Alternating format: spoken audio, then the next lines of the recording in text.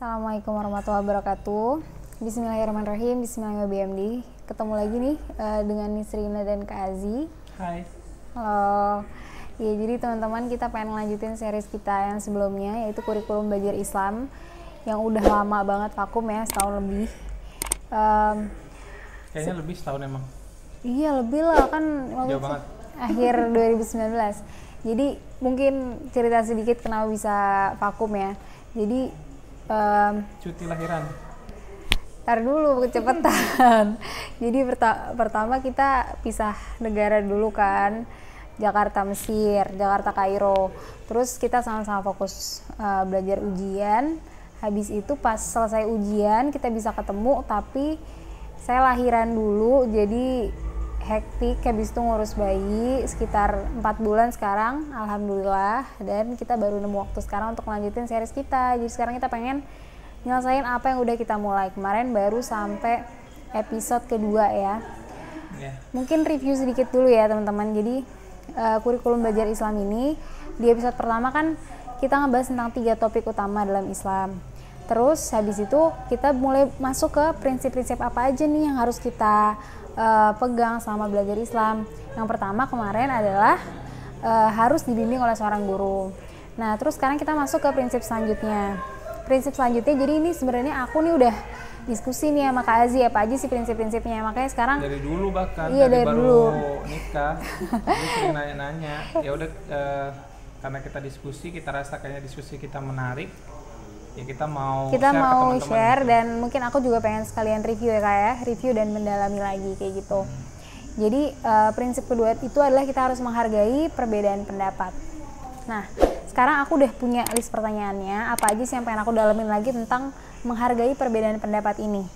Yang pertama yang pengen aku tanya Kak Azi, jadi mungkin salah satu hal yang aku bingungin nih Kak. Jadi kan ada narasi yang bilang bahwa umat Islam itu harus bersatu, nggak boleh berpecah belah gitu kan. Tapi di satu sisi juga ada yang bilang bahwa perbedaan pendapat itu sesuatu yang biasa. Nah, kadang dua narasi ini tuh dijadikan bahan perdebatan juga nih. Kalau misalnya ada perbedaan pendapat, oh berarti ini di satu sisi ada yang bilang nggak apa-apa perbedaan pendapat itu biasa, tapi di satu sisi ada yang bilang lah kita nggak boleh dong berpecah belah kayak gitu. Jadi sebenarnya dua narasi ini tuh kontradiktif atau sebenarnya bisa ditemukan titik tengahnya. Menurut Kak Azi gimana? Ya, kita akan berangkat dari sebuah kaidah, apa yang disebut dengan kaidah zahabiyah atau kaidah emas, yang mana dengan kaidah itu akan menyatukan umat Islam.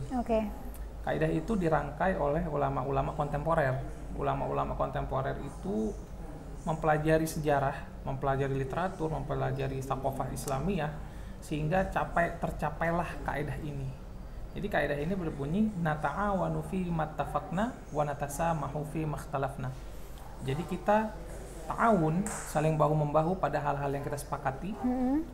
Wa natasamahu, dan kita tasamuh atau saling menghargai, toleransi pada hal-hal yang kita berbeda.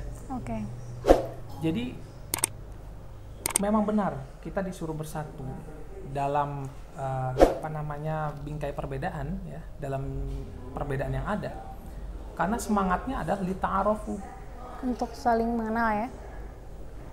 Lita'arofu, untuk saling mengenal.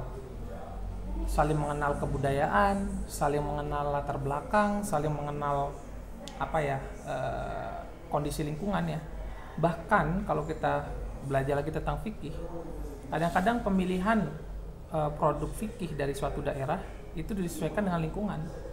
Contoh misalkan kalau di daerah-daerah padang pasir itu mayoritas, tapi tidak semua, mayoritas itu menggunakan mazhab Maliki atau Hambali, yang mana tidak perlu terlalu banyak air, tidak memerlukan terlalu banyak air. Jadi ketika bersentuhan dengan wanita itu tidak serta-merta langsung batal seperti mazhab Syafi'i.